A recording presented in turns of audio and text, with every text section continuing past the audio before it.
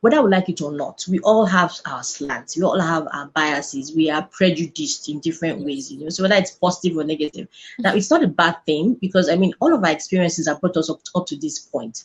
So for learning to have even taken place, it means that our subconscious must be able to remember some things that have happened in our lives to Mm. shield us from them happening again, or at least to shield us from the effects of them reoccurring, right?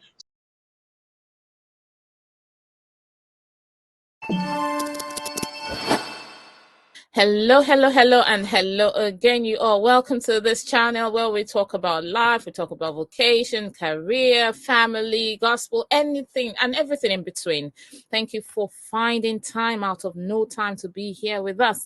And we are here with a very special guest who is going to be doing justice to the topic called How to Effectively Communicate with Your Youths, how to effectively communicate with the youths of our days.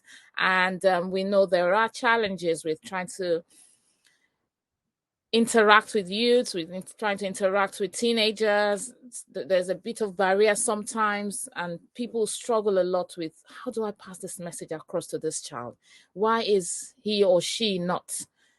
Why does she or she not understand what I'm trying to say? Or why are they just not doing what I want them to do? And so many things like that. And I'm sure if you've got teenagers, you can relate. And if you haven't yet, so start to prepare yourself with the tips you're going to get from this talk. And I have with me a long time veggie cola friend and sister, and we're in the same house. We'll talk about that more when I bring her on the screen. And she is a creative intelligence coach, a positive change and adaptive leadership enthusiast. She is an author of a book called The Art of Different. And she's the best person for this talk because her aim is to challenge and urge people to be more aware and present and to be intentional with their internal conversations, external communications, and by extension, their relationships. So the best person to be here today, she is very busy. She's got her hands full, but I was still able to find kindness in our hearts to get her on here. So she was very generous with her time by saying, "Oh, no worries, I will come on the show." And it is so golden to me. I really appreciate the time. And she is no other person but Mrs. Oluwatiwi Ayo Okpaleke. You are welcome to the show. Thank you, doctor. Thank you for me. Thank you for having me. You're welcome. I would like you to please introduce yourself properly because I've only kind of taken the tip out of the iceberg. So please could you introduce yourself in full? Let's know what you do. Okay, so just like you said, I am a creative intelligence coach. I am very passionate about the subject of positive change and adaptive leadership. The reason why I, focus on these areas is primarily because of my own life story. So all of my life, all of the experiences, the exposures, that I've gone through have brought me to the point where I realized that positive change was that common thread. So whether it was, in school, back in school, the issues that I had after school, and working for people, working for myself, journaling, writing, whatever it was, all of the changes that have occurred in my life, all of the changes that I have had have been primarily due to the fact that I was able to get to the place where I became more self-aware. I got to the place where I was able to talk to myself. So my internal dialogues helped me to reach, behavioral change. And so I thought, you know what, I could help people to achieve this as well. And so that's why I call myself a positive change and adaptive leadership enthusiast. About my creative intelligence coaching thing. Okay, so I realized that all of us were born creative, but as we grow older, we kind of like lose it somehow along the way. People tell us that we are not good enough. They quiet us when we want to speak. And then for those of us that are introverted, people tell you that, someone always just has an opinion of who you are and how better you can do something. And so it makes us kind of like withdraw into a shell. And so that's why I pursued creative intelligence, as a certification, and I got a certification, and I got, I became a coach in that regard, so as to help people to find their oomph back, find themselves back. So I run a blog. The blog, I also run a podcast. Now, all of these expressions of mine, like I like to call them, are just ways of helping people to realize the same thing. You have to be self-aware, you have to be present, you can be better. Your internal conversations affect to a large degree who you become, who you are. The quality of your relationships are hinged to a large extent on all of these areas as well. So yes, that's pretty much, who I am. Yeah. Beautiful. Wonderful. That is, a lot to be doing as a mom, as a wife, as an author, and and everything else in between. So it's really mind blowing. Thank you very much for this, and I'm sure we are going to be learning a lot from you today about communication, how to effectively communicate with our youths. Now, the first question. Before the first question, I know you were one of the quiet ones. Well, people will see me too and say I was one of the quiet ones in school then. You were one of the quiet Oh my ones in school at goodness. that time. So talking about I was looking through your Facebook and I saw, oh, nostalgic. What did you say? Nostalgic thoughts. Yes. It's kind of that happens to me a lot too. I just remember a song from Vegicola. I'm like singing, I'm thinking, I've never sang. The last time I sang this was in Vegicola, and I don't know, are you in contact with a lot of people from your set? Oh yes, I am. Okay. I am. We have an alumni WhatsApp group. So yes, I am in touch with people. Well, lovely. I've not seen them for a while, but it's a good thing that we're able to chit chat, and I think that's fine. Yes. And so let me pick your brains here. Do you remember the school anthem? Vegicola. A bit. School week. Oh, yeah, let's see where you know it up to. Yeah, let's sing it together. Oh my goodness. Okay. Vegicola. At school we all hail thee for honesty, loyalty and discipline. Our motto here remains that in unity we stand. I think. Our goal we must achieve success all the way. We pledge to do our best and raise our banner high. Vegicola girls arise. Success is our aim. Before we leave our school. Leave our school. And that brings me to my next question. What does effective communication actually mean?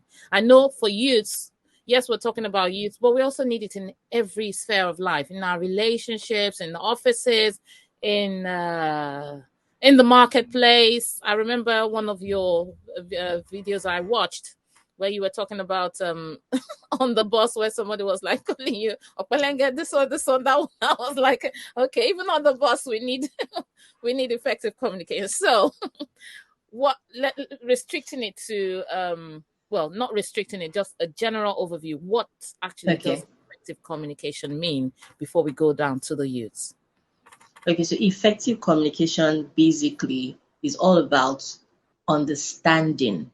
That is the essence of communication. For communication to be effective, shared understanding must have taken place. So whatever the sender puts out must be exactly what the receiver or the listener, gets and then interprets and then sends back in terms of feedback to the sender. So shared understanding is the essence of effective communication. If understanding is not the same, that's if what I intended to put out is not what you got, then you cannot say you have communicated effectively. So effective communication is hinged on shared understanding. Those are the two words, shared understanding. That's the essence of effective communication. Wow, shared. I like the word shared because then it's not about the person you're passing on the message to understand alone. You yourself passing on the message, you understand what you're saying and passing on what you want them to understand. Or, well, I don't know. Let me not let the cat out of the bag because I might be saying the wrong things. I'm here to learn as well. So, okay. So now why do we actually want to be more effective in our communication? Okay, so apart from shared understanding, the whole idea is so we are relationship beings, we are social beings. Okay, so that means that we rely on feedback from one another. And the interesting thing is that beyond, communication that is outside of ourselves, which is external communication, even for internal communication's sake, I'm sure there are times where you have, you solo choir, you talk to yourself, you have those conversations in your head. Sometimes you want to do something and another mind is telling you don't do that. And so you have those internal wars every now and again. So you can imagine if we do not have the right language to say those things that we meant to say, if our thoughts could not be put together, if our thoughts did not have the right words to communicate to ourselves, it would be difficult for us to be able to understand what we are even thinking. So communication is such a big deal because it's about your internal conversations first and then your external conversations afterwards. So communication is something that everybody must know. And every living thing, interestingly, it's not just living things. Everything communicates, not just living. Okay. Everything communicates, So even though you look at the sky and the sky, is not a living thing per se, although some people would also dispute that the sky is living, but in terms of anything that exists communicates, whether it is living or non-living. You look at the soil, it's saying something to you. You are in an airplane and you look out into the clouds through the window, the clouds are saying something to you. What you hear is a function of your own state of awareness, your own state of self, all of the influences in your life, all of the things that you've experienced, your exposure. So they kind of like give color or interpretation to what you think you're hearing. But the matter is that everything communicates. So whether it is that you are seeing something, you're listening to it, your body language, all of those things, can be termed to be communication as well. So communication, if things that do not live, non-living things can communicate, you can imagine you and I as human beings, our life would be such a mess, literally, without communication. Someone said that communication is just like oxygen, that without it, it's like air, without it, there won't be reason for living, literally, because God communicates to us, for those of us that are like, spiritual beings. For those that are not even spiritual beings, I mean, they understand whoever it was that came up with the atom, the nucleus, whatever it is. One aspect of nature is communicating with another aspect. So communication is such a big deal. And more so as social beings, we must communicate and do so effectively. Effectively. Thank you. And that leads us to how can we actually effectively communicate with our youths despite the pressure of popular culture? Okay, so to your question, how can we effectively communicate with the youths? I think the first thing is, more often than not, when we're talking to youths, we always have something to say to them. We have this posture that says that there's a lot that you do not know, so I want to tell you what to do. I want to help you with this. I want to direct you. I want to guide you. I want to guard you. Now, none of these things are wrong in of themselves. It's just that sometimes you need to take a seat back or take a step back and just do the listening. So listening is such an important part of communication. But most times when we talk communication, people quickly think about speaking, saying what is on their mind, articulating their thoughts. Many people forget that listening and body language makes more parts, actually makes a huger percentage of communication than talking. So with our youths, I think it's just about the same thing. And we've all been youths before, we've all been teenagers before, and we knew how frustrated we were whenever we had things on our minds to say that we could not quite say, maybe because of fear, anxiety, or being misunderstood, the fear of being misrepresented altogether. And then, sometimes you just want someone that will just listen to you, not because they have a solution per se to whatever issues you're bringing, but just because you want to feel heard. You want to feel understood. So I think with youth, it's basically the same. So if we could just take a sit back and remember how we once felt as teenagers, remember how we once felt as youths, I think we'll make it easier to relate with these youths. So, okay, fine. So the stage of life that we are at and where they are at, very different planes. So it might take a while, just like it was with our own parents too. They were from very different worlds, and so they could not quite understand how we felt. But much more than not understanding was the fact that you did not even try to understand. I think for me, understanding is the first thing. And to understand, you must listen. And, not just listen with your ears, but listen with your heart. Listen with your senses. Pick up on the cues that they are given. especially the non-verbal cues, because we say that communication most of the time is 80% non-verbal and 20% verbal. So what cues are they giving off to you? How are you picking up on those cues? And then whether I would like it or not, we all have our slants, we all have our biases, we are prejudiced in different ways, so whether it's positive or negative. Now, it's not a bad thing, because I mean, all of our experiences have brought us up to this point. So for learning to have even taken place, it means that our subconscious must be able to remember some things that have happened in our lives to shield us from them happening again, or at least to shield us from the effects of them reoccurring, right? So it's a natural process in man to have those prejudices and biases. Like I said, they keep us safe, and to a large degree, they keep us sane.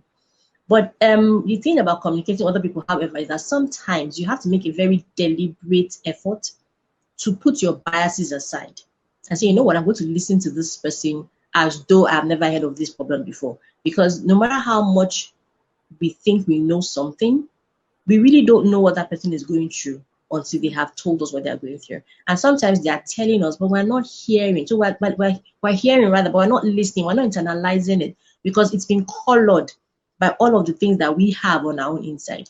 Okay, so someone is telling you that, okay, so the other day, one of my sons, my last son, my youngest son rather, said that he wanted to, tint his hair as well.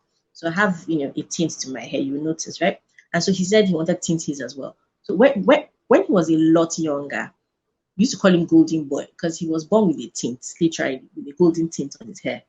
So whenever he looks at those baby pictures of his, he's like, Mommy, I had a tint on my hair when I was younger.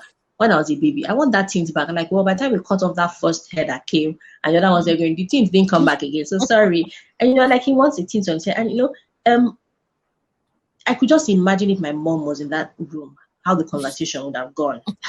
Like, one tint in your hair, at what age? She had just gone on and on and on ranting. But for me, I saw it more as someone that, he looked a certain way. You only just wanted to look that certain way again. There was no, truth of the matter is that there was no reason per se. When I even asked him, why do you want to look that way again? He said, because I thought it was cute. So it's not that deep. I think that's where I'm headed. Sometimes many of the decisions that he make do not necessarily come from a place of being just wanting to be, what's the word now? We see them as they just want to be, what is their own way, or yes, they want to have their own way, or yes, or they want to be, what's the word? How can I? So this is very painful for me not to remember the exact word I'm trying to use, but they trying to communicate it hard. Yes, my heart. So this is what you can imagine. This is what communication is about, right? So we struggle every once in a while to put to words the exact thoughts that we have in mind.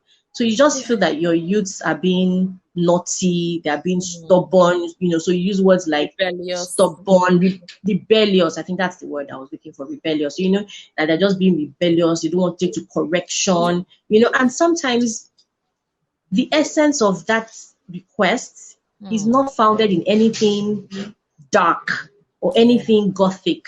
It's just them naturally wanting something, exactly.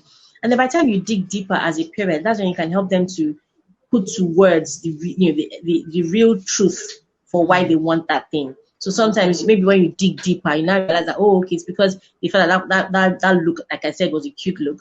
Or that look, made everybody say, oh, what a beautiful baby. And right now they're much older, so nobody is all over them anymore. Nobody dotes on them anymore, and they want a bit of that doting. Or it's just a way of telling you that they want attention once again. They felt that look gave them some kind of attention. So sometimes when we listen, we realize that we get more from listening than we do from talking. I think that's just what I'm trying to say in a nutshell. Yeah. Many times we get more from listening to them, and even little things, Okay, so my own kids, they do a lot of shorthands and slangs, but more of shorthands when they are typing. And I don't like it. I tell them that I don't like it, primarily because I don't like it because I feel that it will affect their ability to communicate effectively in written form. So, if you are used to shorthands and you do IDK for I don't know, it's only a matter of time. You want to talk to someone. Yeah, exactly. HBD, happy birthday. And like HBD, three DBD, God syllables, if you bless had you. to say it. Exactly, like why? It's only a matter of time. And you realize that in terms of, so communication also has its place in terms of context. Yes. So communication in one context might just be good, now in that context is faulty. So sometimes when I'm correcting them based on context. Let them know that, you know what, you can communicate like this when it comes to you and I, because you like using slangs, right? It makes you feel maybe like hi, or like, you know what's up. That's fine.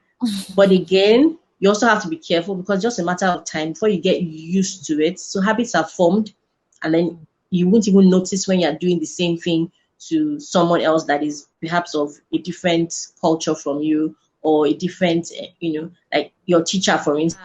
Communicating with your teacher, and then you're using shorthands and slangs that you shouldn't be using. And then, there's also something about perception. You see someone a certain way. Okay, so growing up, when you saw people that had my kind of hair tint, you assume them to have a certain type of character, because the people that you knew displayed that character. So you have in your head, in your mind, you have put that character, you have married Associated, yes. that's associated that character with that behavior, with that look. As you grow and then your map of the world begins to expand, you realize that that's not always the case. Okay, that you should not judge a book by its cover. But the truth of the matter is, you first judge a book by its cover before you unjudge the book, if you get what I mean. Yeah. We all do it, right? So all of your experiences and your exposure has brought you to that point. And like I said, it's not a bad thing, because those things help to guide you.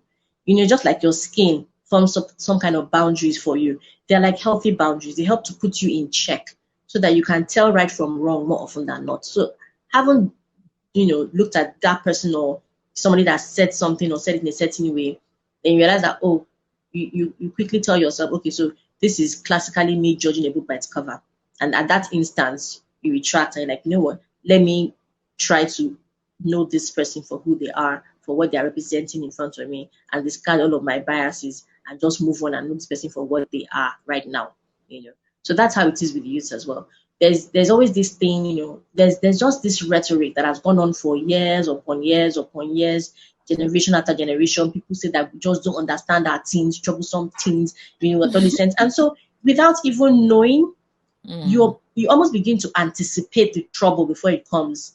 And once they're just having it's the hormones, it's adolescent blues, once they're getting to that window period, they begin to have some level of anxiety, because you anticipate that they will begin to misunderstand you. You anticipate that you begin to fight. And that in of itself gets in the way of effectively communicating. So for me, I think the primary thing about communicating with our youth effectively is first to try to understand them. Listen to them, listen to what they are saying, listen to what they are not saying. For a youth, for a child that used to be very talkative, I will tell you everything, I will download everything that happens while they were at school. For that child to begin to retract, and you still have your regular routine where you're like, so how was school today? Fine. And it's going to be fine. And she just gives you everything. And then all of a sudden, how was school today? Like, fine. And it just goes away. Like, that's not the usual response that I would get, So that's where parents need to listen. Like, no, this is not the response I would have from child A. Child B has always responded like that. So it's not atypical for him to respond like that. But for child B, no, this is not the way he or she would normally respond. So, the onus is on you to be like, something must be wrong. But sometimes also asking forthright, because the best way to clear assumptions, ideally, is to ask questions, right? But again, with your youth, it's not that easy. When you ask direct questions, sometimes you need to ask direct questions. Some other times, asking direct questions make you feel like you're cool, you're invading my privacy, or mom, you don't understand this thing called boundaries that we never had issues with before. All of a sudden, that's the word that everybody's flying around and throwing up and down the place. So it just comes with the territory, I guess. But letting them know that I might not say it right now, and it's not about giving excuses, but it's about giving yourself a soft landing. I really want to understand what you're saying to me. Help me if I'm not getting it right. Is this what you mean? You cross-check, because that's the essence of feedback, which is like a loop. So communication is like a life cycle. It starts with the sender, goes to the receiver goes back again to the sender, to ensure that, like I said, shared understanding took place. So your teenager tells you something. You heard what he or she said. You interpreted it based on whatever, is going on your inside. And then you say it back to that teenager or that youth. is this what you meant? This is what I understood. Is that what you really meant to say? Are you saying that? Do you mean this?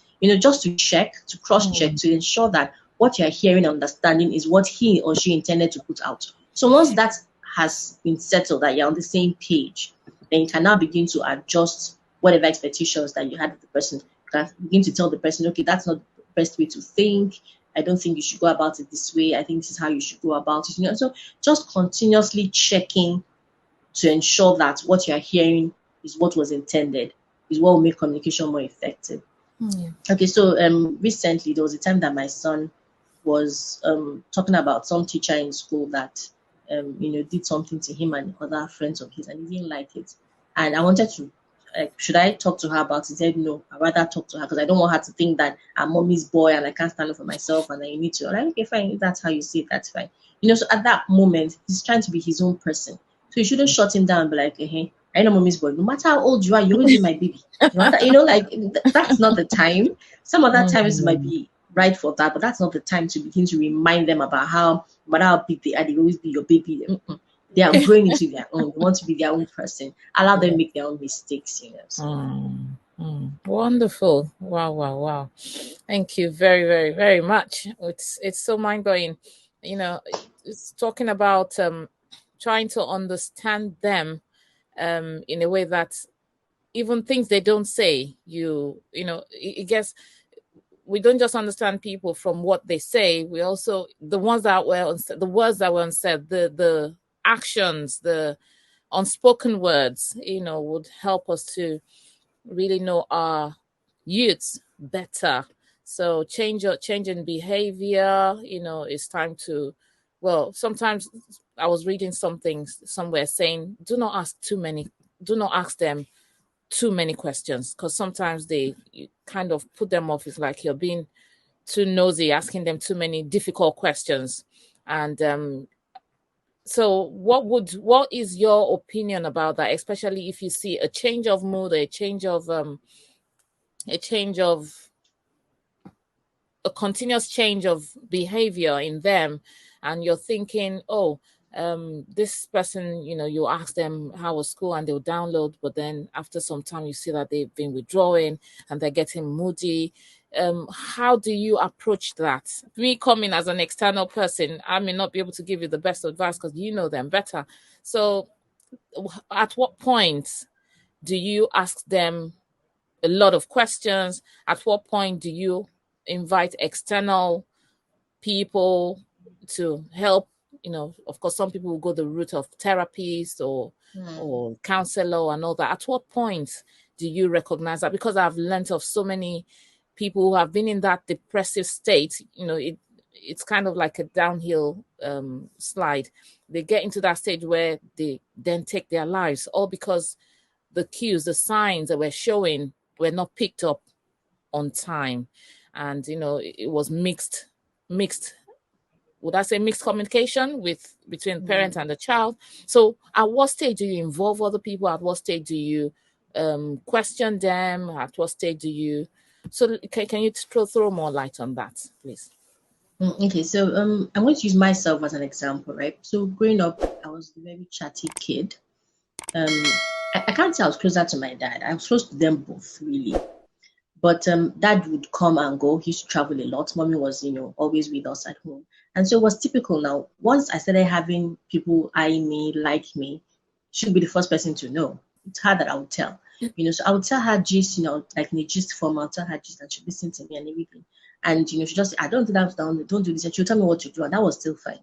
But this one time, I don't know what happened. Somebody said something and she was like, hey, that was her Bolu, and she just, like what you thought you told her in confidence, she just went blah, blah, blah, and said it. And that really hurt. So again, I hadn't learned my lesson, in quotes, because like I said, I'm a chatty kid. So you're the person in my space. So she's the person that I would default to again. So I'll tell her again, and then she just, she shut me up and everything, and it didn't really hurt me. And so I stopped telling her. Now the thing about such cases, it's either of two things. They stop talking altogether, or they find someone else to talk to. Now, God help you, the other person they get to talk to doesn't have their best interests at heart. So they would get wrong advice and counsel and stuff like that, or they stop talking altogether. And Please watch out for part 2 coming your way soon.